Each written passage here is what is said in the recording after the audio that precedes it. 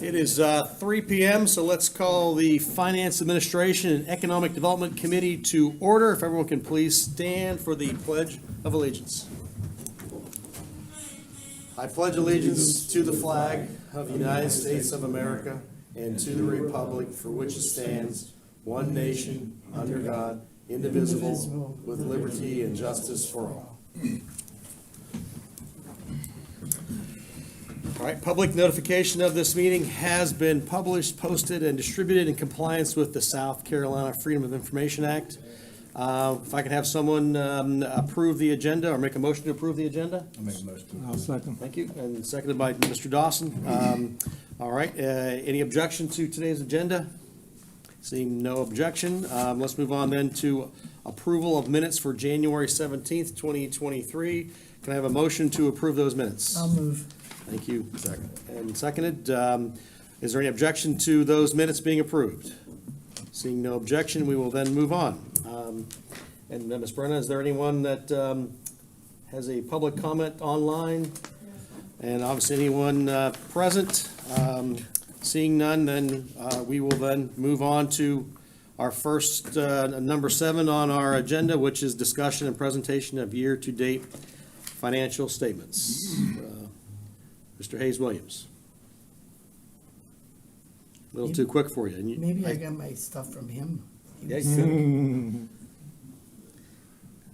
And I see you're a star today. We have you on a bunch of stuff, so Yeah. rock star. I hope that y'all are ready to listen to me for the next, hopefully not all that long, but anyway. Good afternoon. We're going to go over the Beaufort County financial statements. We're basically going over the general fund today. We're going to go over the revenues and expenses, and we're going to go over fund balance policy, the rollover of the surplus from last year too. You'll want to follow, there was another handout in here that y'all are used to. Y'all saw that. But on the revenue side, we really have what I would call the big three, which are ad valorem taxes, intergovernmental revenues, and charges for services. They make up the majority of what we have. For ad valorem taxes for the current year, we've already collected about 92%. That was confirmed by the treasurer before we came in, which is pretty good. So we've collected almost $100 million out of $109 million in the general fund. The intergovernmental is still lagging a little bit. That's really $10 million, and it's two big pots of money.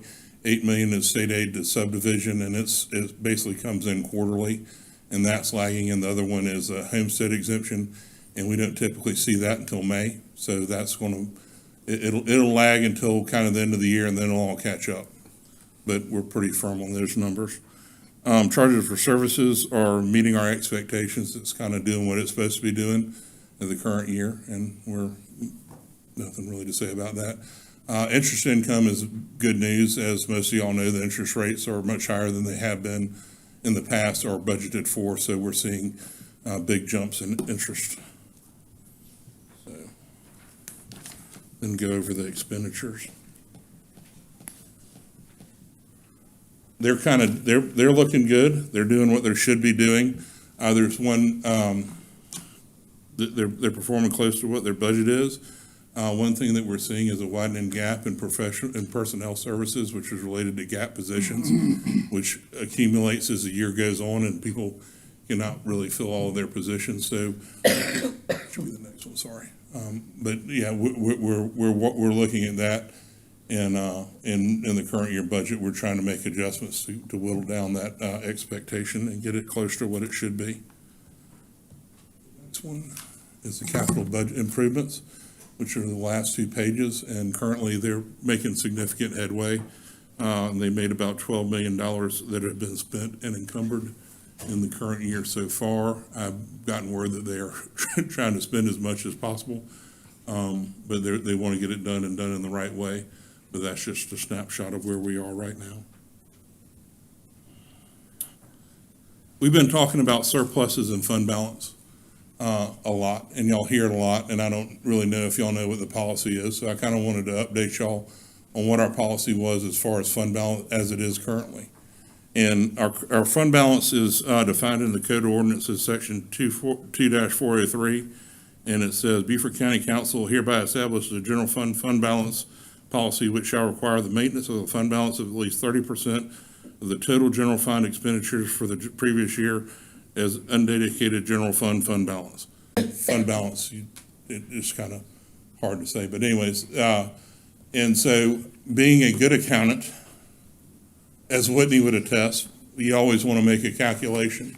And so I basically took the general fund expenditures for last year. Now, we did included capital expenditures on here.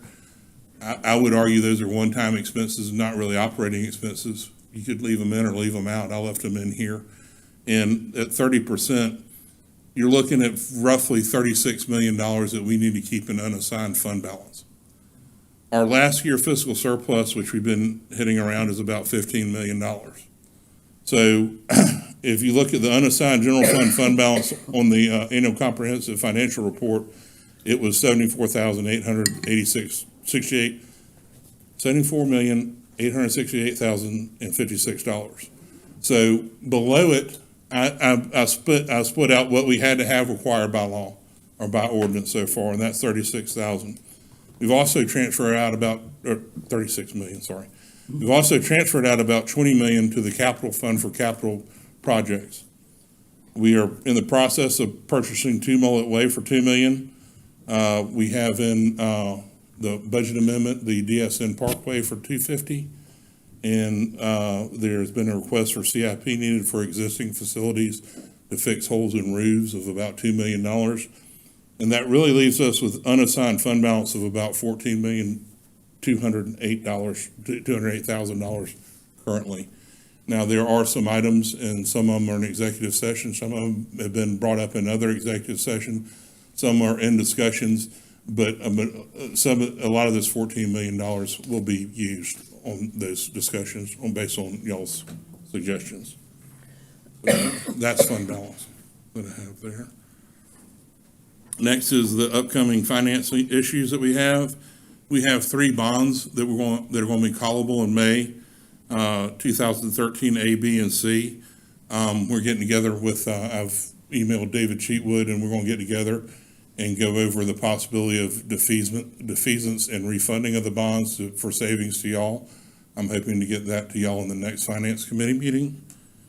And I want to let y'all know, I guess the last presentation that I had at Finance had a list of all the agencies that have subsidies that we give to.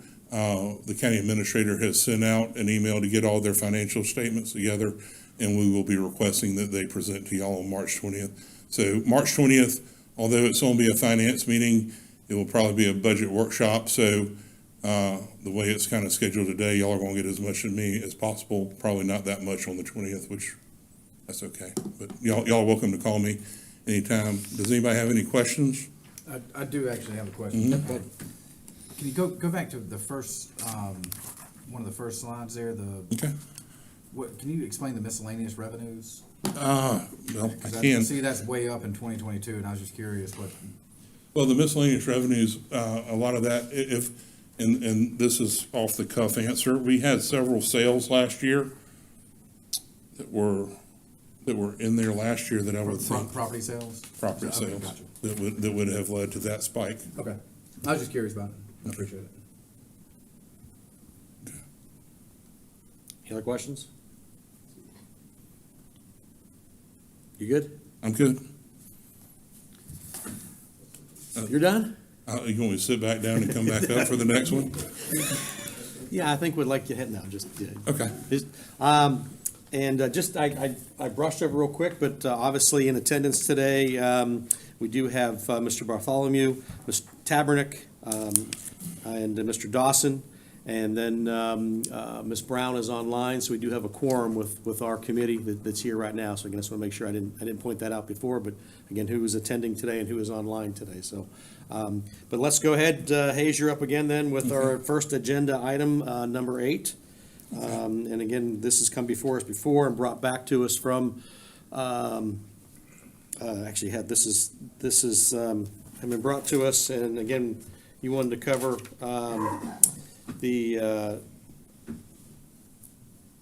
Right, I can just go over the list Yep, with go y'all ahead. of everything that's on there. Right now, we have the Port Royal Library, that's the use of the impact fee fund balance that we just need y'all to sign off on. The Bruce Edgerly, Burton Well bathroom, we're gonna transfer that from Fund 1,000 to 1040.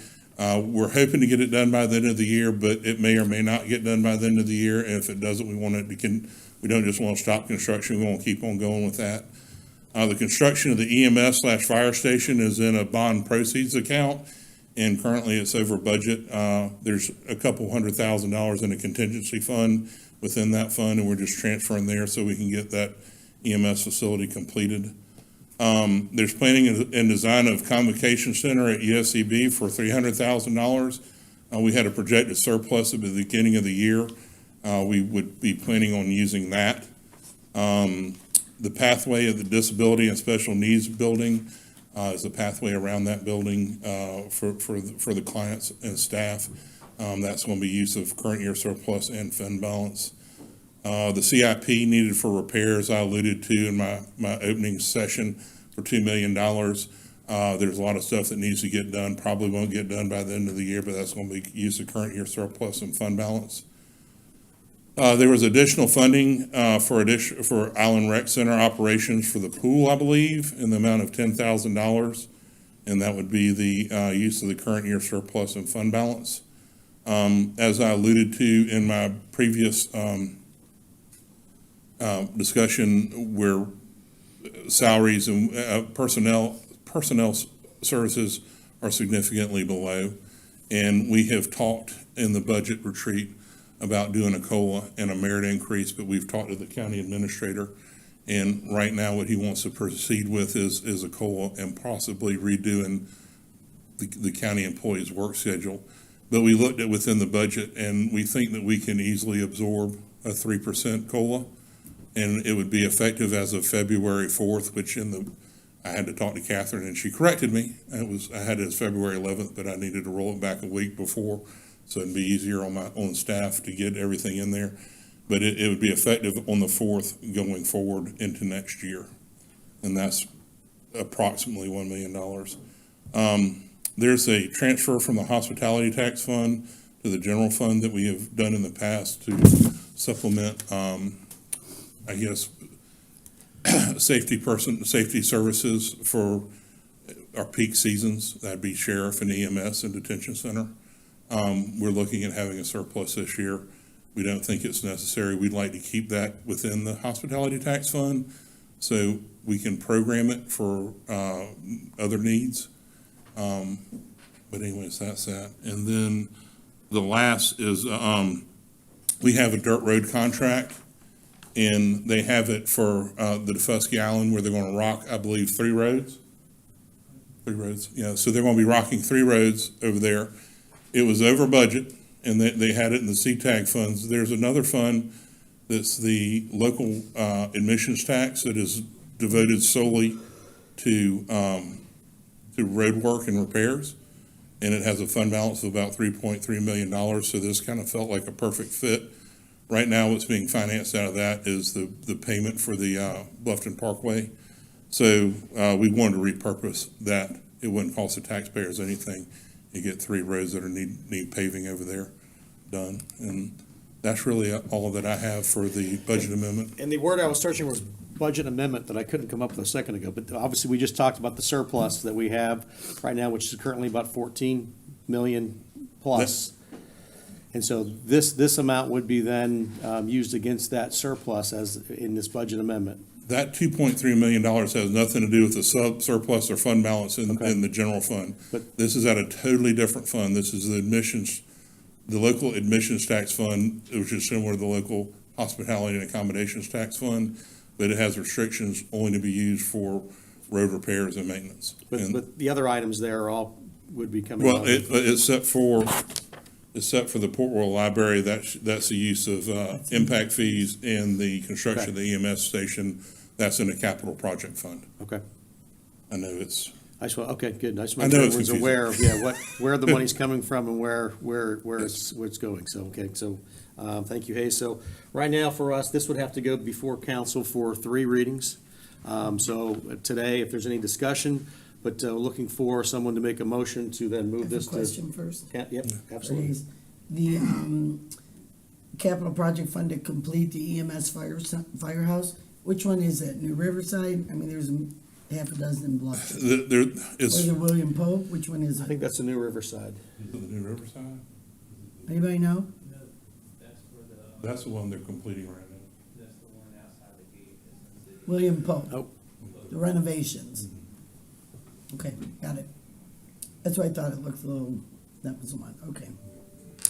anyone else have any questions? I do, just more of a clarification, it's kind of going off your question. So, would it be about $4 million roughly coming out of the surplus? Is that right? So it'd be about roughly $9-10 million left, if I did my math right?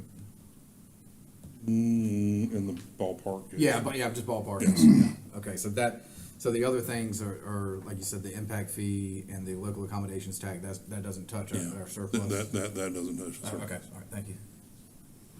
Would this wipe out the impact fees at Port Royal because we're also using fund balance? This is using the fund balance in that impact fees to facilitate the changes at the Port Royal Library, and it would be the majority of it.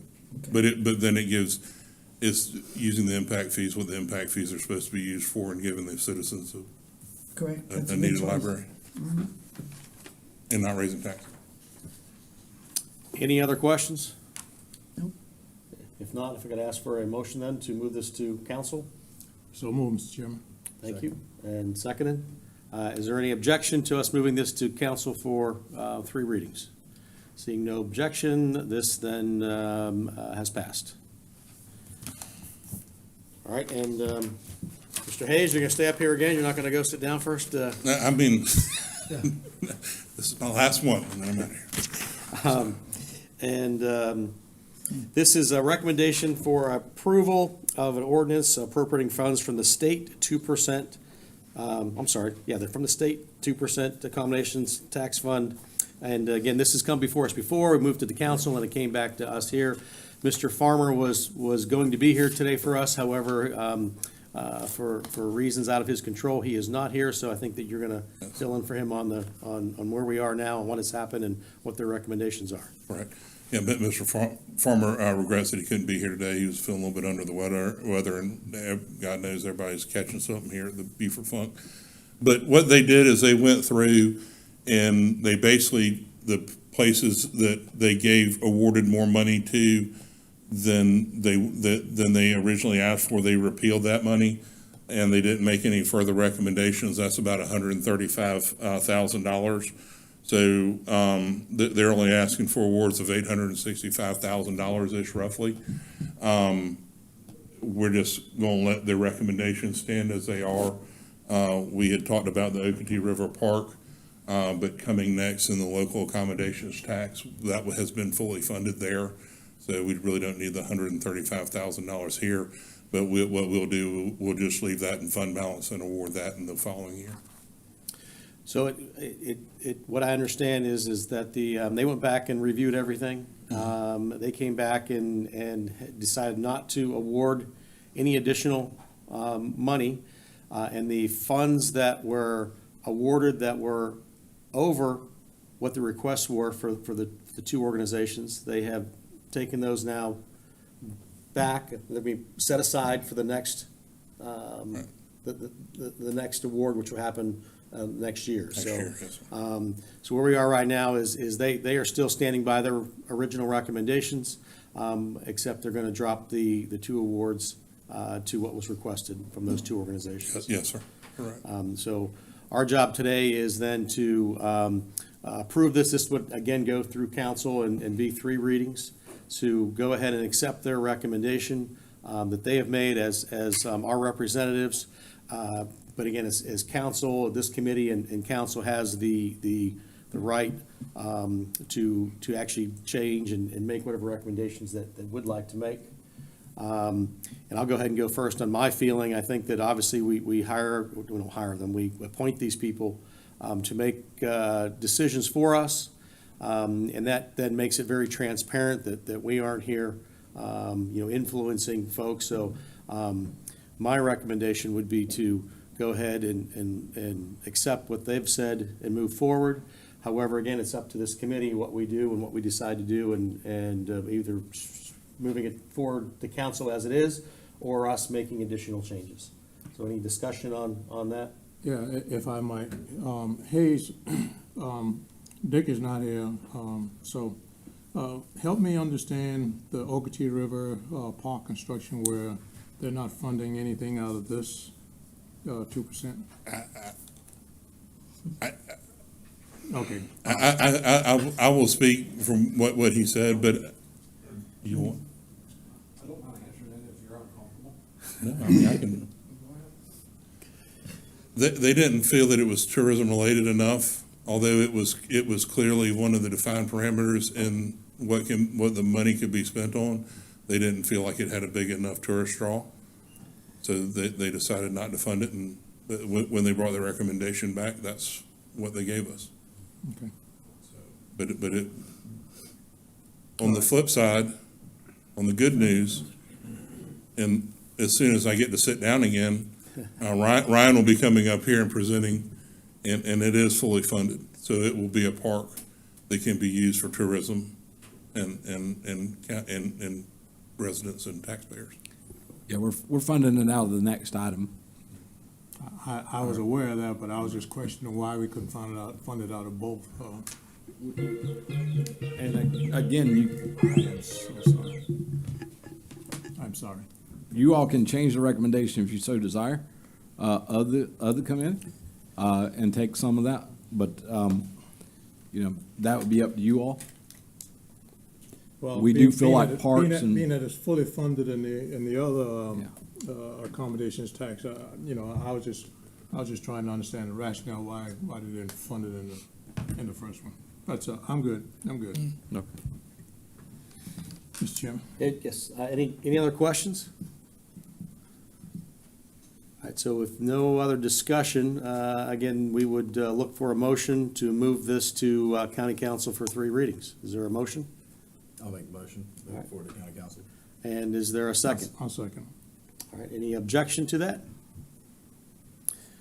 All right, so this will then be passed without objection, will then be moved to county council for 3 readings. But, thank you, Ace. Thank you.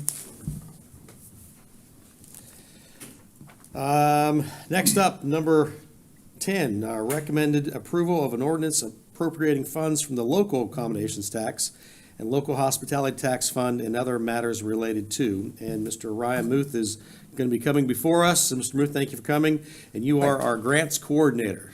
Yes, sir, I'm the grants administrator. How Oh, are you I'm doing sorry, today? grants Oh, that's- administrator. That is just fine.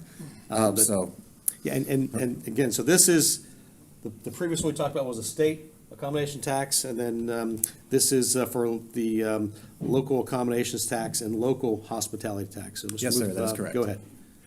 okay, so basically what we did was we came together, it was on February 2nd. We had a committee put together made up of the ACAs as well as Eric Larson and Hank Amundsen. Come together, look at all of our applications for the local the local A-tax. There are 19 applications that we went through, which is a lot less than last year. I believe the same thing happened with the state A-tax where there were a lot fewer applications. Last year, there were about 30, and this year there were 19. We went through each one by one and evaluated each of them, and they came together and made a recommendation.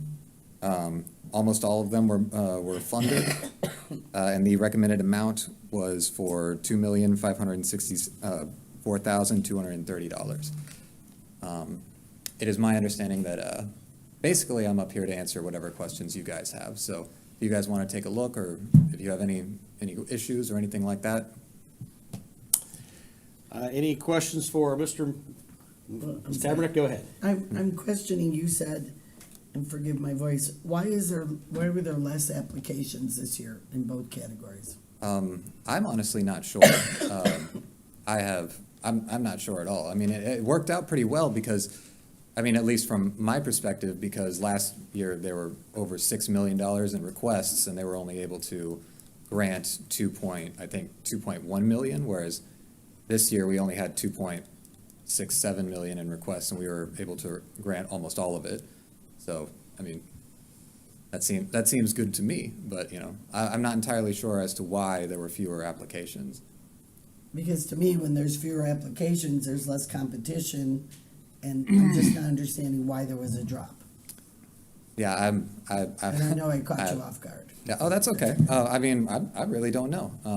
And the state ATAX committee was also pretty Same thing. flabbergasted as to Yeah. why they had so many fewer applications. Yeah, Mr. Dawson. There are two entities on this hospitality tax that didn't receive any funding at all. Yes, sir. Can you explain? Black Chambers and Beaufort Area Sports Council.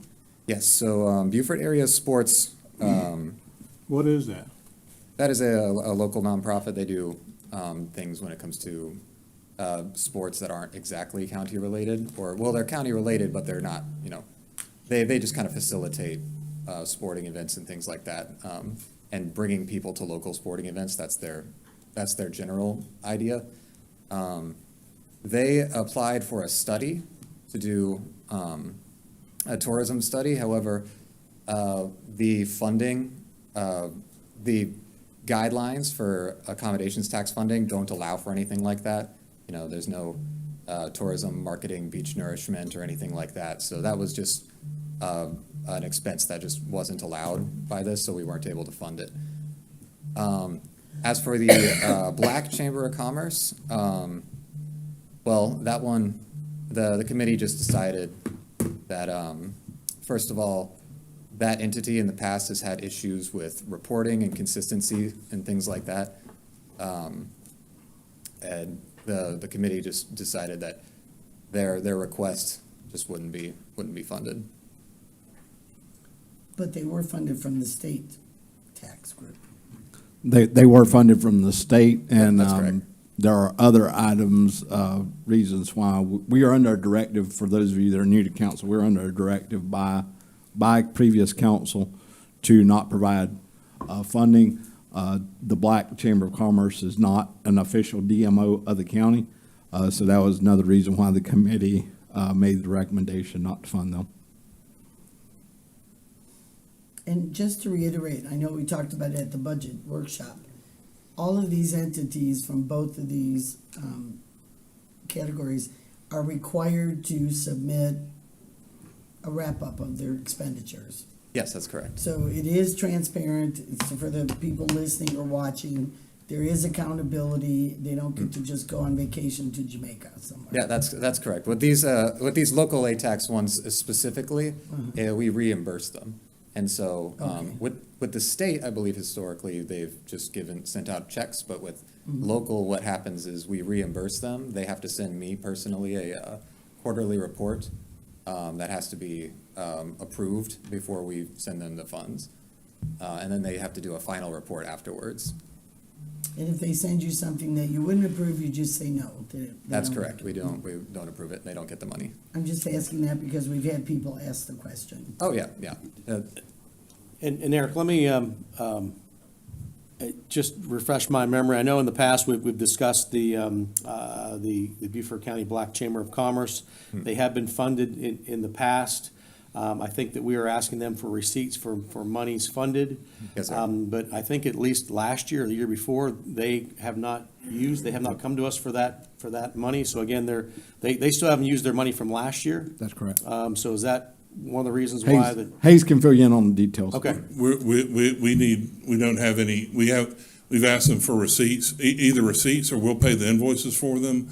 They did the $50,000 for the local hospitality tax last year, that they did that. They haven't sent us any further documentation yet. We'd be happy to do it if they have that documentation, but the getting the information that we need for them to properly do it has been an issue in the past. It has been an issue ongoing, and that's why we did not fund them this year. But that's basically So it. is it correct to say then that we funded them last year, but have they used any of that money from the local? They used the local 50,000, but they didn't do the state accommodations. They didn't have anything applied there. Okay. What they wanted us to do is blanket, We are happy to give them money. We just want to make sure that they're accounted for properly. And even with the state accommodations tax, all that money is supposed to be accounted for before they receive any more money the next year. That information was critical, and it's good for us to share that with us so that we understand where we are in this process, knowing that we had problems with them, but I wasn't aware of the fact that they're not giving us the receipts and the information that we have requested. I mean, we went as far as they sent us an invoice and we paid the invoice for them, out of the accommodations tax, the hospitality tax fund last year. Thank you. You're welcome. And Ryan just hasn't been here long enough to know a lot Right, of I these was- details where I'm a lot more intimate, so where he had a strong hold on this podium. Two additional things that we're doing as well with this particular recommendation that I don't know that we covered with you. We are asking anyone a lot of times Beaufort County provides a lot of funding to agencies, and we're neither invited to events that we're sponsoring, nor are we recognized in the sponsorship. So we're requiring that anyone that's receiving this funding to place our logo on whatever materials they put out, so that people will know that it is a Beaufort County-sponsored event through ATAX. And we also are requiring them to coordinate their marketing plan with the DMOs so that we can make sure that the money is being spent effectively, so we're not double dipping on advertisements in the same magazines or same journals or whatever. So they have to coordinate with the DMOs to make sure that those dollars are being used the most efficiently as possible. Do we think they weren't doing that in the past? That is our understanding. That's what we've been told by our DMOs. So this cleans that piece up. It does. Okay, thank you. And I do know that they do, I know for a fact that many agencies that we so-called partner with do not recognize Beaufort County as a funding partner. And let me just say as well, whenever, this is my fifth year now on the Finance Committee, whenever I first got here, it was the wild, wild west. There was no rules, there was no application process.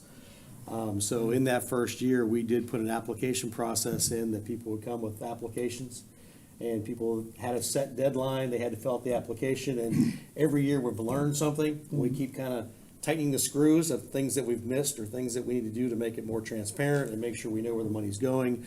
And then we can even then follow back up with where the money went after it's given. So this is a fluid motion. So we're looking forward, if anybody has suggestions on what we do next year to keep track of this and what we request, it is something that we've got to do on our side to make sure that we are doing the best thing that we can with the money that we're given to be presented. So any other discussions on this? Again, this is something else that we've moved to council for 3 readings, so if there's no more discussion, we would, I'd ask for a motion to move this to council. I'll move. Thank you. Is there a second? I'll second. Thank you, Mr. Dawson. So, is there any objection to us moving this to council? Seeing no objection, we will move this, it's been approved and moved to council. So, Mr. Muth, thank you for coming, appreciate you being here, and again, first time, so we look forward to having you back again. Yeah, of course. Thank you so much. Mr. Chairman, you may want to take items 11, 12, and 13 under one motion since they're appointments. All right, so seeing our 11, 12, and 13. All right, and then what is 14? It's also, 14. That's okay, agencies. I was going to say, because you caught me off guard then, you said you didn't include 14. So is there, well, is there a motion for us to take these all as one? So moved. All right, and Second. second, and obviously, is there any discussion about this? If not, For the record, I think, for the public, knowing what we're doing, if you just read them. I think that's a good recommendation, Mr. Dawson. So we are recommending approval of the appointment of Ashley Feaster, the EDC Chair, and Paula Brown, County Council Representative, to the Southern Carolina Allowance Board. Recommended approval of the appointment of Dennis Ross to the City of Beaufort's Metropolitan Planning Commission as one of the 2 county council seats available. And then the last one, recommended approval of the appointment of Councilmember Larry McKellen to the Economic Development Board to fill the county council seat there. So we do have a motion and a second. Is there any more discussion on that? Yeah. Seeing no discussion, is there any objection to us moving this forward and all three of these being approved? Seeing no objection, it has been approved. And then, Chairman? yes, So did you took a vote on the motion to consolidate it all, right? yes. Did you get a motion and a second to approve them? No, I did that all as one as well, so. Let's back up and just get a second. All right, so we have made the motion, have been accepted without objection to put them all as one. So now I need a motion to accept all the one motion to have all these three together. I'll move. Yes, we'll do it.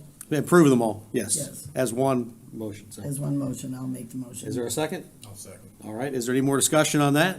Seeing no discussion, is there any objection? No objection. I actually do have a question. Does this go to council now, or is this a direct from the committee? It goes to But council, okay. it just goes for the one reading at council, so it would definitely go to council. So seeing no objection, all three have been approved to be sent to council for approval. And seeing that, we would then move into an executive session. And the executive session, discussion of negotiations, incident to propose contractual arrangements for proposed purchase of real property, 333 and 335 Buckwater Parkway. Number 16, pursuant to South Carolina Code, discussion of negotiations incident to propose contractual arrangements and proposed purchase of real property, 1505 Salem Road. And then if we have something, would come back with any matters that arise out of executive session. So can I have a motion for us to go into executive session? Did we skip 14? Yes, that we included? did. That was part, yeah, That was that's, part, okay, just want to make sure. You're moving fast, man. I am. I don't think 14 was part of that motion. Well, You threw it 14 in is, there? is unnecessary. Okay, got it. So there is no It's 14. fine. 14 was 11, 12, and 13. Got it. So we are now looking at going into executive session. Is there a motion to do I'll make that? the motion to go to All right. executive session. Is there a second? Second. All right, thank you. Seeing no objection, we will then now go into executive session. And when we come back out, there will possibly be matters arising out of executive session. But again, we're going to go into executive session now.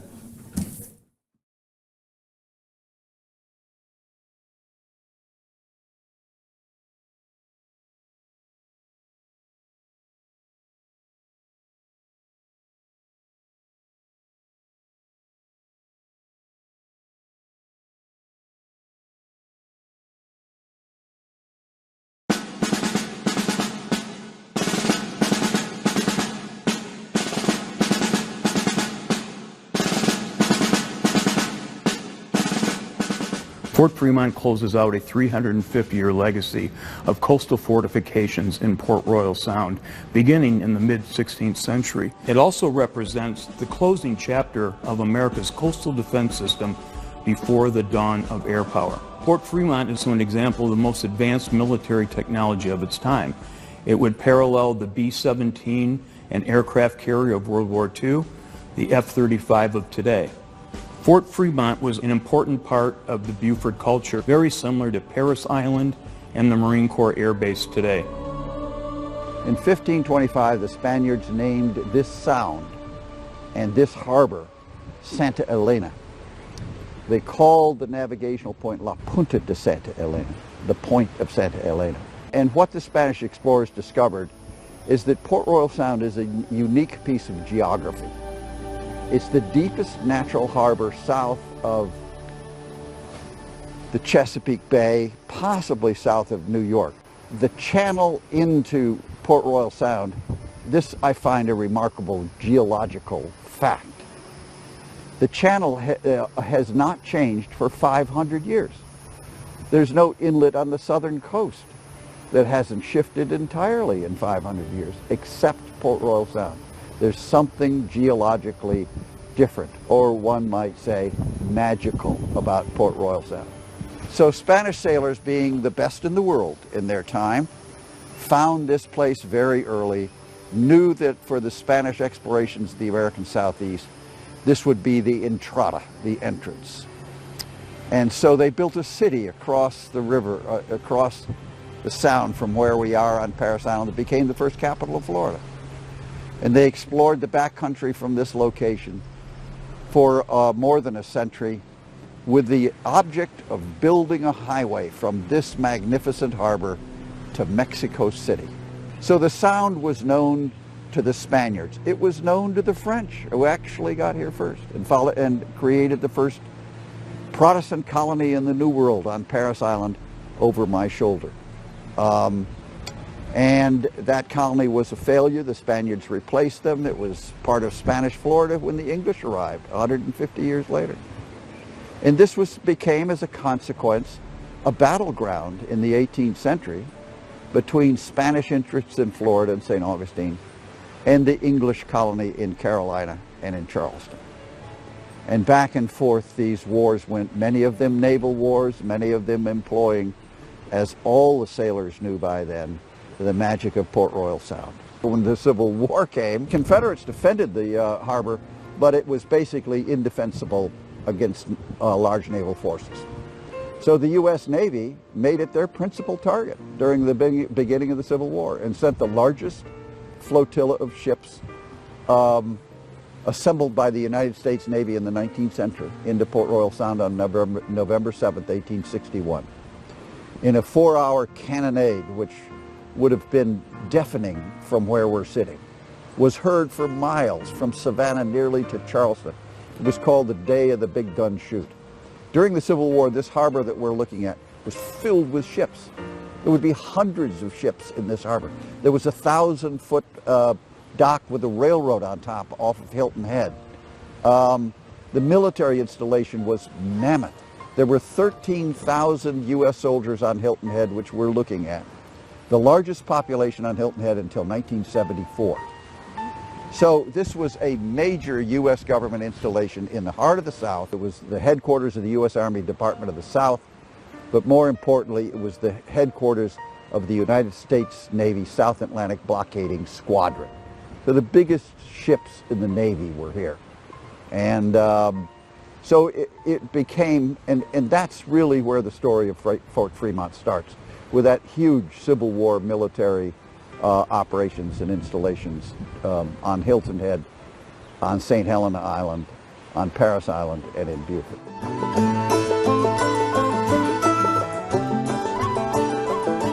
After the Civil War, we're going to see a massive change in technology that's going to revolutionize the military. During the Civil War, we had ironclad ships, we had rifled cannons, but they were all made out of iron, and they were not terribly effective. But its technology is going to change after the Civil War. We're going to see steel produced, and steel is much harder. So now we have a new material to make armor out of for ships. So we can have these armored ships made with steel that are much more resistant to shot. Because I have steel, I can make stronger barrels for my guns. I can rifle and machine these much better, and the rifling is the spirals that are cut in the barrel that allows it to shoot further with more accuracy. And we can also now have breech loading guns that can lock from behind, so I can load my gun from behind. I don't have to go with the old black powder muzzle loading cannon I had before. Now I can fire much more rapidly. If I compare the gun of 1890 to the guns of 1860, for the same caliber, the same diameter gun, the 1890 gun will be able to fire a projectile that's 4 times heavier, can shoot it 3 times further, can put it in with greater precision, and can put it through much more armor than anything we had in the 1860s. It's a world difference. A military historian, E.R. Lewis, would say that the change between the Civil War and 1890 in artillery technology was the greatest that would be seen since the invention of artillery in the 14th century to the introduction of the nuclear projectile in the 1950s. So there's been a huge change in gun technology. At the same time, it's not just the steel, but also the powder that fires these guns is different. We have new chemical makeup, and sort of like cordite is invented now, and it's still a widely used military explosive even today. Smokeless powder is invented during this period of time. And it's not just chemical composition, but it's the details of how you make the grain, how fast they burn. So much like the skill of firing a solid rocket, solid fuel rocket, It's that same kind of technology that's been developed in these gunpowder and this new powder. So our weapons of this day are much, much greater. They would be the great killing machines of World War I. Most of the casualties on the battlefields of World War I would come from artillery. So the world has seen a huge change in artillery, and that's tied into changes in ships. We now have steel armored ships. They're all steam powered.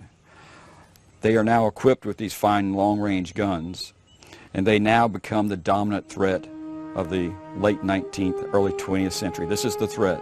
The French and English would bombard cities like Cairo and reduce them to rubble because they were unable to defend them. So this is how the world was seeing the threat from this new technology. Big battleships are the threat of the era, and new guns and fortifications on the ground are what you have to defend against them.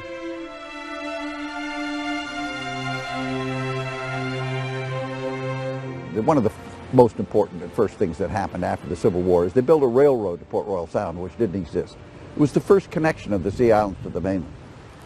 And the advantage of that railroad is it brought coal to Port Royal Sound.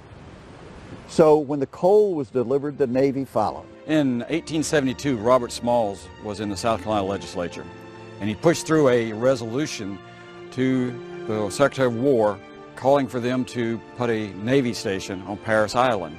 And eventually he would go on to Congress, where he would continue his support for a Navy station here in the Beaufort-Port Royal area. They eventually opened a Navy station here and a coaling station. They created in the 1890s on Parris Island the largest dry dock in the United States. This is the period when the U.S. Navy was switching from sail to steam. All the navies of the world need a coaling station. This was the principal coaling station, because of the railroad, for the Caribbean and South American U.S. fleets. This would be the biggest dry dock south of Norfolk. In fact, it is the only dry dock south of Norfolk, Virginia, that's capable of taking these new modern battleships and these new modern armored cruisers. So this becomes, at this point, a strategic Navy base in that it provides coal, and it provides top-line support to the ships, and they can repair the hulls of even the biggest ships in the U.S. Navy. Following the Civil War, national strategy and emphasis in the United States shifted to recovery from war, and all of our coastal fortifications went into neglect. The military was busy taming the West, and coastal defenses became something that was no longer important. In the rest of the world, technology is moving forward, and they're developing these battleships, they're developing new high-quality artillery, and this is going on worldwide. And in 1885, President Grover Cleveland appointed the Endicott Board. This was headed by Secretary of War Endicott, William Endicott, and the board would meet and issue a report in 1886, and they said the conditions of our coastal defenses were just unbearable. They cannot be allowed to stay like that. And they made recommendations for fortification and improvements. They identified 29 places that needed fortifications, and 11 of which were critical. In that list of 29, Savannah and Charleston are on the list, but Beaufort is not on the list. It'll take international events to bring Beaufort into the play of modern fort technology.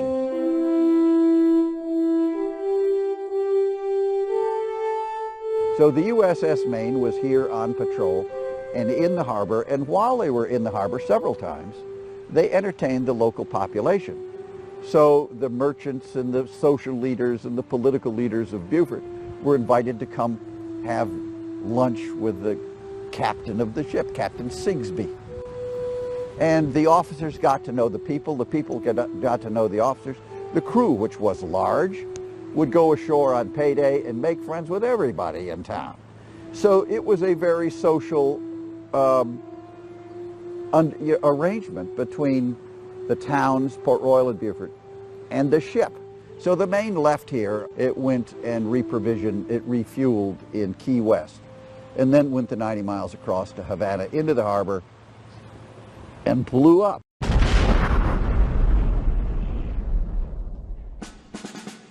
This inflamed the already hot passions both in Cuba and here in the United States.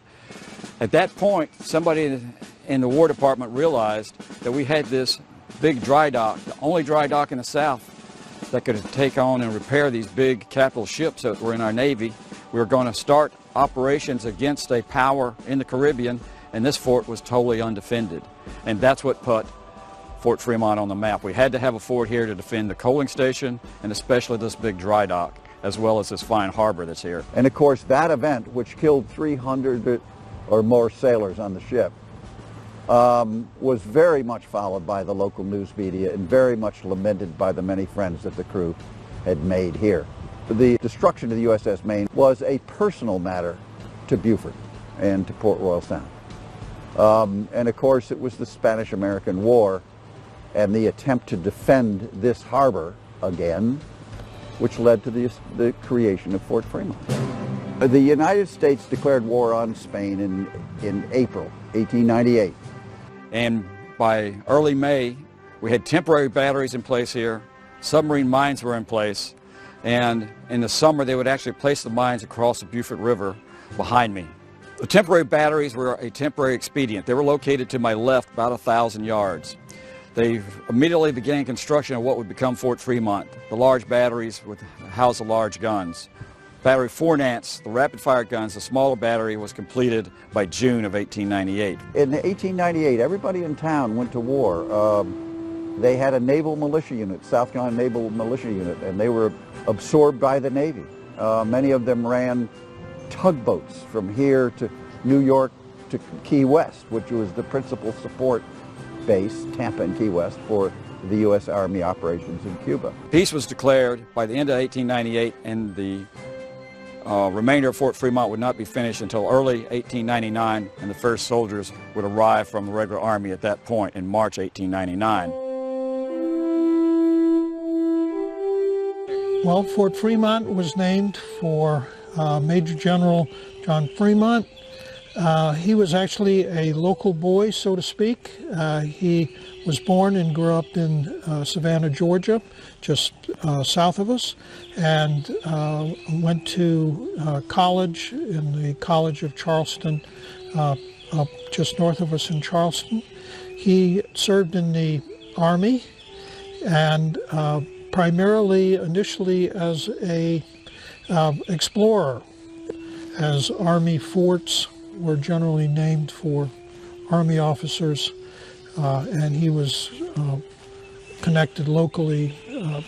This was more than likely why the fort was named for him. The fort was constructed on a site directly across the river from the Parris Island Naval Station. And the site selected was 170 acres, which included the two artillery batteries.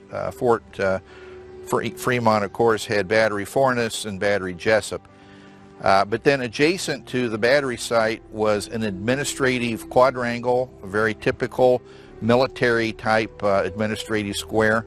We are sitting in the number 3 gun position of a 3-gun battery, Battery Jessup, which had 3 10-inch disappearing carriage, large caliber guns, breech-loading guns. Their purpose was to engage the warships that might be entering the harbor and Port Royal Sound. We're here now at the 2nd battery that was part of Fort Fremont.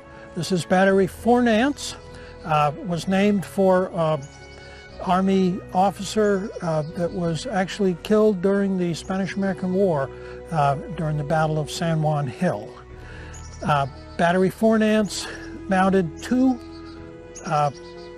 British-made 4.72-inch Armstrong quick-fire guns. They were called quick-fire because they were loaded with a complete cartridge, and in time of action they could fire 4 to 6 rounds per minute. The purpose of Battery 4 Nance was to defend the minefield, which was the other component of the Endicott Coast Artillery or Coast Defense System. A minefield with controlled mines, controlled meaning that they were connected electrically to shore and could be fired on command from shore. That control station would have been probably shared with the plotting room. And in order to protect the minefield, obviously an enemy would want to interfere with that, might send vessels, small ships in here at night to try to interfere, and this battery would take those vessels under fire if there was suspected that they were doing something to interfere with the mines, such as pulling up the cables and cutting those. The Endicott era fort was a formidable technology. It represented state-of-the-art technology, defense technology of its time against the state-of-the-art threat, which would be the battleship. The life for the soldiers at Fort Fremont was disciplined and regimented. They even had meal times were specified lengths of time, 15 minutes for lunch, 15 minutes at breakfast, 20 minutes at supper. They had to practice their skills. They were training and doing maintenance constantly. If you can imagine, with these big guns, they had to have skills and practice the skills in artillery, mine laying, signaling, which involved, in our case at Fort Fremont, the use of the fire control tower, which was a pretty sophisticated and advanced signaling technique. Then they also had to practice the typical military skills, marching and drilling, small arms fire, first aid, and so forth. In addition to that, they also participated in athletics. They had physical training, PT, and they also had sports teams. So this was to keep them physically fit so that they could continue their duties, because it was pretty rigorous at Fort Fremont.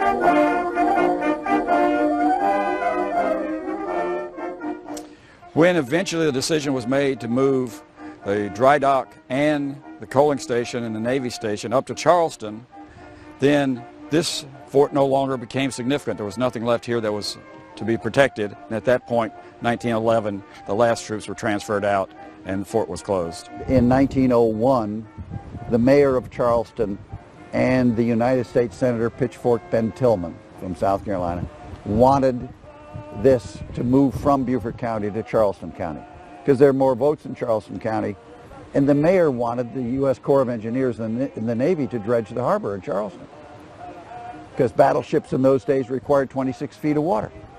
Charleston's natural harbor is 15 feet of water. Port Royal is 30 feet of water. In order for Charleston to sustain its port, its commercial port, it had to dredge the harbor. Well, if they could get the Navy up there, they get the Corps of Engineers to dredge the harbor. That was the play.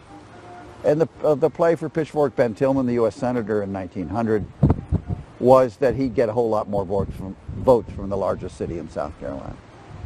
So it was a political, commercial operation, and they moved the nation, and it was done, boom, like that. The fort did its job. It was a deterrent for anybody that wished to attack these. It provided protection.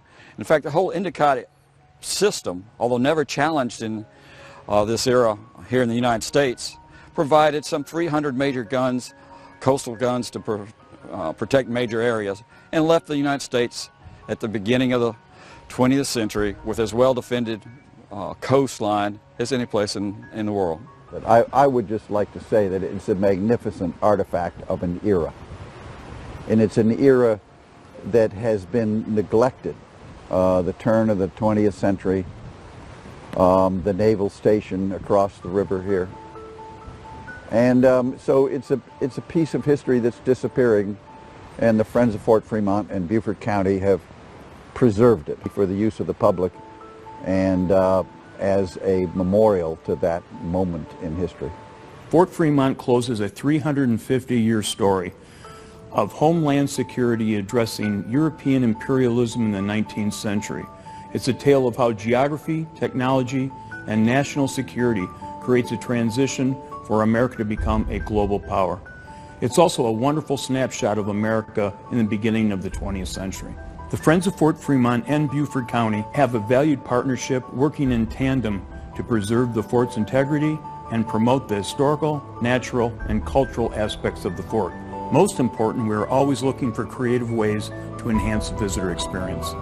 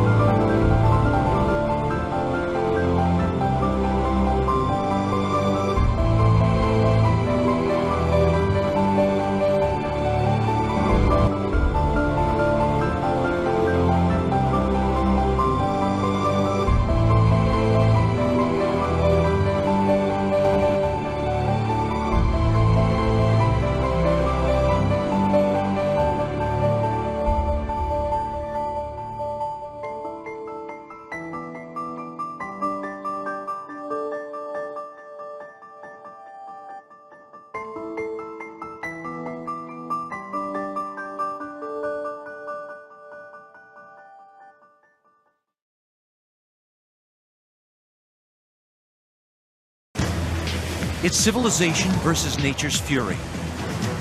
Raging blizzards bury cities under thousands of tons of snow.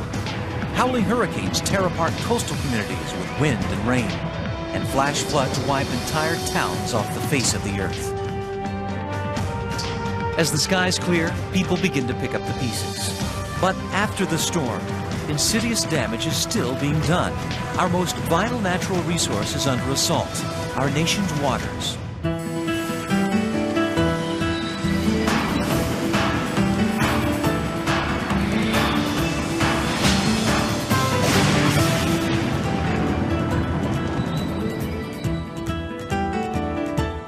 We're at the Chattahoochee Nature Center, and we're trying to find out what a watershed is. First victim. I need you to tell me what a watershed is. Do you have any idea? Watershed? A watershed? Where people go to the bathroom? Sweating, I guess. Something to do with sweating? Uh-huh. Like after you run, when you... You perspire, yeah. And then you shed it? Uh-huh. We wanted to ask you if you knew what a watershed was. A watershed? Yeah. Is it kind of like the rain? Do you know what a watershed is? A shed that holds water. Come here for a second. I want to ask you something. Do you know what a watershed is? No. No. Do you have any idea? What do you think it has something to do with? I don't know. What a watershed is? Yeah. That's just a drain pool, I guess you'd say, or the drain area. That's where the rainwater drains into the river. Correct. That's a great answer.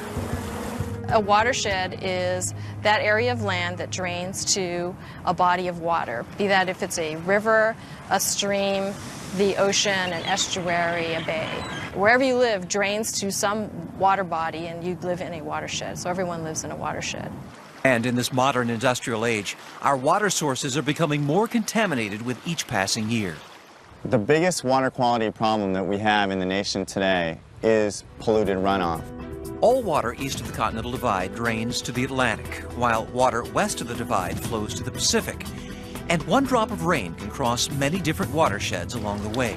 As runoff flows into rivers, streams, and storm drains, the water picks up trash, dirt, bacteria, toxic chemicals, and fertilizers, creating a soup of pollutants that is extremely hazardous to the environment. And the consequences of polluted runoff exist worldwide. The UN estimate is that there's about 1 billion people on the planet right now who don't have adequate access to fresh water. 97% of all water on Earth is salty ocean water. Of the remaining 3% that's fresh, over 2/3 is frozen in glaciers and polar ice. That leaves less than 1% of all the planet's water for our use. I predict in the future that some of the U.S. water needs are going to come through pipeline because we have just overused our supply.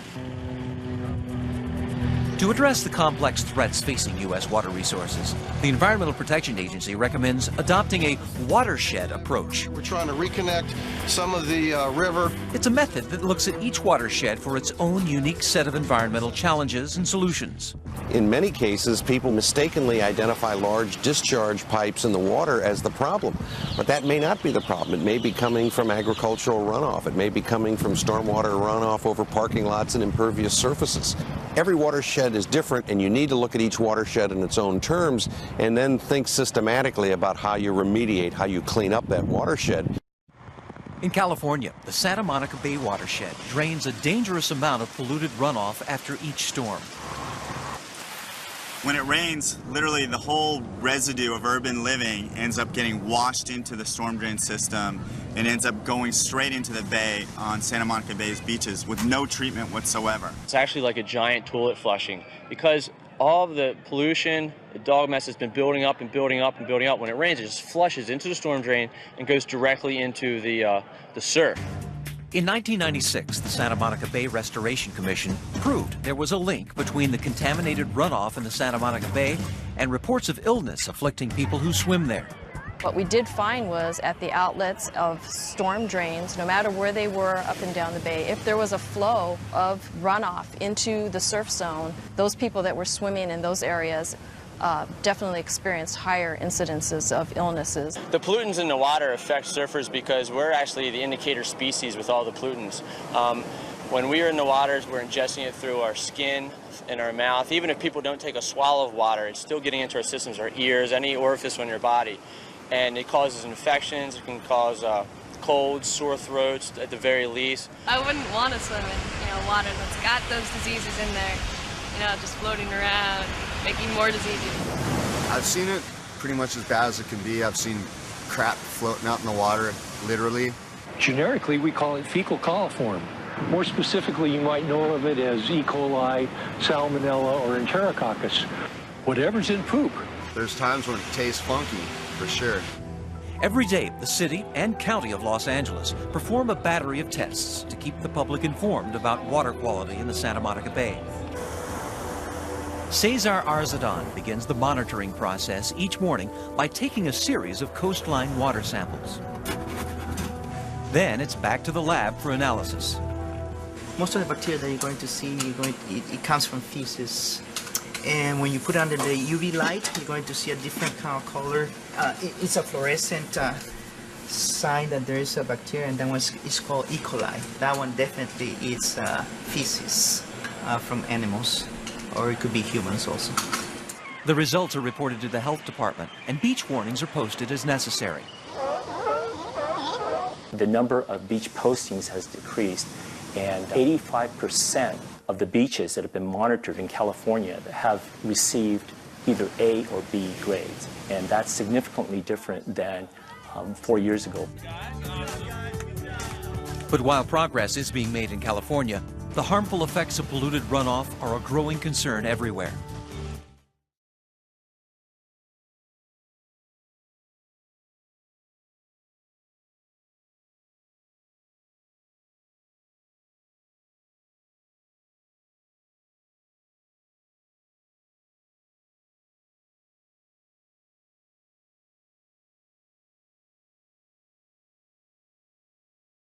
Matters arising out of executive session. Is there a motion? You're up. This is the second one. Are we back public? He wants that one first. The cameras are on. You want me to do both of them? No, he said that was first. Which one? No, we're going to do the Buckwater one first. Oh, okay, that's first. Okay. Yep, I think. I got that one. Okay.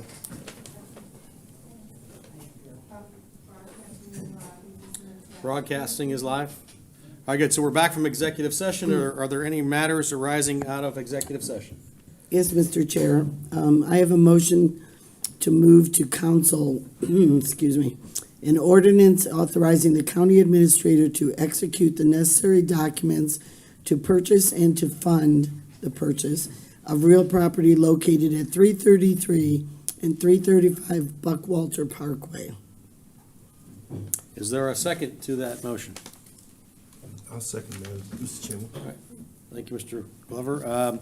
Any discussion? Seeing no discussion, is there objection?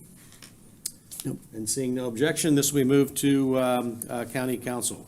And then, is there any other matters arising out of executive session?